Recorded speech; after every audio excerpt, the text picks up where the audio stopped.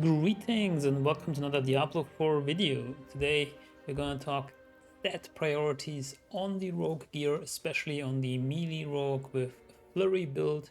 Maybe also Twisting Blade, but not so much. It's mainly here Flurry Rogue build since I have the most experience with that. And just to give you a little bit of an outline what to look for in your gear, what aspects you want to seek, and also which stats and affixes you want to go for.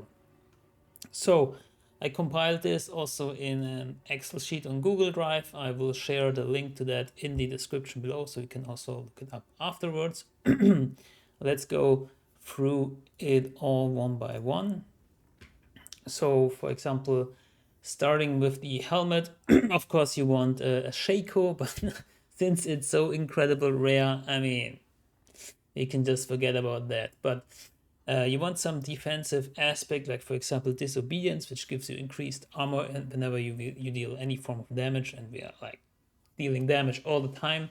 And this can preferably stack up to 50% increased armor, which is a huge bonus to armor. Armor reduces the physical damage by a lot and also reduces non-physical damage. So this is something to look out for. As for stats priority, cooldown reduction is very important and some form of damage reduction, alive, and maybe dexterity armor. And if you still have some kind of room or like get the life somewhere else, you can also get some plus ranks to imbuements. Rank to imbuements. Like I have here, I have +4 to Shadow Imbuement, which is one of the main damage dealer that I want. I haven't really found anything better than this helmet, believe me. Like the life regeneration is not great here, all stats is okay, but preferably I want some more damage reduction on here or armor. Moving on to the Archon armor of might here, the breastplate. Here also we're looking for damage reduction on the aspect. I find that the might aspect is pretty good because we're using basic skills all the time. This doesn't have to roll perfect or anything since we're already using our basic skill like more than every 2 seconds, I'd say. But of course more seconds is always better, but 20% flat out damage reduction is great. As for stats, you want to look for damage reduction, total armor, closed or distant damage reduction, and some life. Here I would roll off the intelligence, for example, but I already rolled for total armor, so again, not a perfect example, but overall an okay piece of gear here. As you can already see, as for gems, I will get into that later, but we have the orange gems here to have a lot of damage reduction while control impaired. As for gloves, you may want Grasp of Shadow. I have them here in my stash also, right here. So because they have a lot of vulnerability roll, like this one has plus 33% vulnerable damage, also a lot of attack speed and plus ranks to all core skills. They are very good. The Shadow Clone damage doesn't really do much for us. Of course, it can spawn a Shadow Clone if we damage a vulnerable enemy on a lucky hit, but it's not as good as, for example, critical strike chance. So you can go with Grasp of Shadow because inherently they have a good amount of affixes, but more preferred is plus the Flurry ranks, which can, I guess, go up to 4. Again, my gloves are not ideal here. And also critical strike chance as well as attack speed and vulnerable damage would be good. I here have also critical strike damage from imbued skills, which has a max roll here, so it's not bad at all. We're using a lot of imbued skills, so like we're imbuing our flurry and using it as an imbued skill, so this is pretty okay. As for the aspects, I have unstable imbuements here. I like this aspect, and there are others you can consider, like for example the Icy Alchemist aspect, if you have more like a lucky hit outline, but this one I like because it also triggers the imbuement itself when I cast it. Moving on to pants, also like a piece of damage reduction, so you want to look out for damage reduction. Imbuement skill cooldown reduction can be here, like you see here. which you may want or may not want, depending on like your overall cooldown reduction looks like.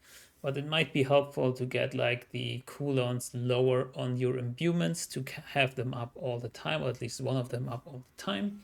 Other than that, we're also looking at armor and closed or distant damage reduction, as well as dexterity or max life. Like all these defensive options basically. And I also imbued it with, or it already came, it's actually a good pants that I found with the protector, which I think I would call pretty much mandatory of some of the like stronger defensive aspects, because especially against elites, you want to have that barrier, and 6,700 is like even more than my max life, so this is pretty great. And again, orange gems in here. As for boots, penitent graves are very, very nice because of the chill that comes with them and more damage to chilled enemies. The inherent affixes are okay. I'm not a fan of the single evade that grants me movement speed. I like the cooldown reduction on attacks for evade, but there we go. Sorry. Also, they have crowd control duration, it's good. They have a lot of movement speed if you have a good roll. Slow duration reduction is okay. Cold resistance as of right now is pretty much a waste. So, like in terms of affixes, these are okay, but the unique aspect comes with it. Other than that, you can also go with the Ravager aspect, which is somewhere here in my stash. It's here, which gives your Shadow Step another charge, which is pretty nice for some movement and movability. So you can look for in boots for movement speed, analytical, energy cost reduction, and like some stats like dexterity, strength for all stats as well. Moving on to the two-handed weapon, this one is also a great find because it rolled perfect on the aspect, which gives me 80% increased damage, or potency, not damage, sorry, potency against vulnerable enemies. Not sure yet 100% if this is the right aspect to put in a two-hander. This is our only slot where our aspect has double the effect. So let me know in the comments what you think would be the best aspect for this slot. Crossbows are better than bows because they come with inherent plus vulnerable damage. This is something you want to seek out. The bows only come with damage to distant enemies, which really doesn't do much. And I really hate the fact that I really hate it because I don't want to run around with a crossbow. I want to run around with a, I don't know, a wind force or something. Look how awesome this looks. But that's just personal preference. And I hate that we are like shoehorned into this because this comes with vulnerable damage and this comes with damage to distant enemies, which is garbage for melee builds. Anyways, I kind of removed my appearance here. It doesn't matter. Other than that, what you want to look out for is plus vulnerable damage, so they can also roll the affix plus vulnerable damage, which would be preferred here. Core skill damage is nice, crit damage is nice, and then like close, core, bleed, slow, not bleed damage. I need to remove this. CC'd damage, like there's also like here damage to crowd control enemies. Dex is nice, damage to chilled enemies helps us here, but again, like to chilled enemies. That. Moving on to amulets, we have the expectant as an aspect here, which means using a basic skill, which we always do because of combo points, increases the damage from my next core skill. So I have this on the amulet, which gives me a 50% increase on the aspect, and I think it's pretty nice because we are always using 3 basic attacks, which will pump my core skill always to 30% more damage, more duplicative. Other than that, you want cooldown reduction on your amulet, you want movement speed, you want imbuement ranks or plus damage, and maybe damage reduction from close if you need more defensive skills. So plus damage or damage reduction.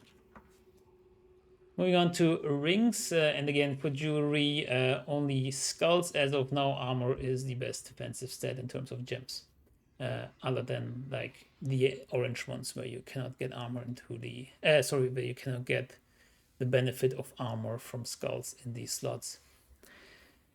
For the ring, I have Edge Masters, which is generally a good aspect, and you want to look out for crit chance and crit damage, and maybe damage to chilled enemies, or maybe max life, so we can imbued skill damage, and maybe, let's say, max life, because they can roll with a lot of max life. And for the other ring, the same. If you want to run more with Lucky Hit, you can also roll with Lucky Hit on rings. For this ring, I have the Encircling Blades, which is mandatory for this build, so you want to have it somewhere. There's where my question lies. Maybe Encircling Blades should be on a two-hand weapon to pump up every Flurry cast. I'm not sure yet. Let me know in the comments if you have more insights. As for weapons, I have these two uniques, Ashiras and Condemnation, which are pretty good for this build. Let's go over them pretty quickly. In general, you want to go for daggers because they have damage to close enemies, as swords have critical strike damage, which is also nice, but damage to close enemies always applies because we're always close, and critical strike damage only applies if you have a crit, so you need a high crit chance for this to outscale damage to close enemies. But crit damage scales better, so there is an argument for that. Looking at these uniques, they have basic skill damage, damage to crowd control enemies, movement speed after killing elite, and lucky hit chance. There you have a lot.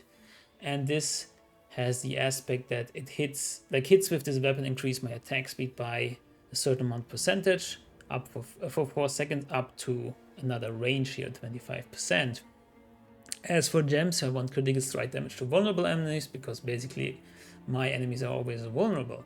So this one is nice because although it says hits with this weapon, it also applies to like puncture, which is more like a throw. I don't know why it's so confusing, why it doesn't just say hits increase attack speed, but there you go. So we have more attack speed, and if you don't have Ashiras, I would recommend the rapid aspect, which gives you more speed with basic attacks. Also look for vulnerable damage, cooldown reduction if there is on weapons. Let's say core skill. Sorry, we're doing this live now here. Depending, maybe lucky hit chance, depending on where you're going with some of the abilities, and core skill damage, of course. Like for example, Condemnation also has basic skill attack speed again, critical strike chance against injured enemies, damage with dual wield weapons, which I think is unique, and core skill damage. And the aspect says my core skills deal increased damage. This is an anti-perfect roll, unfortunately, when I spend 3 combo points. And my basic skills using this weapon, again, just using your basic skills when you have this weapon equipped, have a 30% chance to generate 3 combo points, which in the heat of the battle, hard to read, but sometimes nice if you just hit it 2 times, but you already have 3 combo points. And there you go. This is everything. Also, Icy Alchemist could be put on your weapon if you want this. There's also an aspect for your poison on lucky hit. Let me find it if I can. Doesn't seem so. I don't know if I still have it. Maybe not.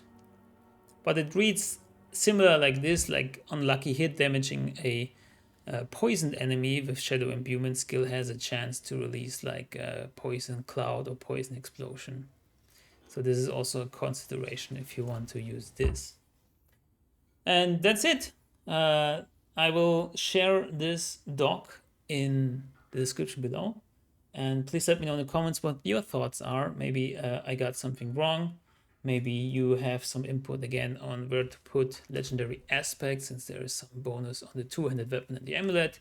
I would love to hear about it and how it is going for you with your melee Flurry Rogue build. Thank you so much for watching and see you next time. Good luck, have fun, and goodbye.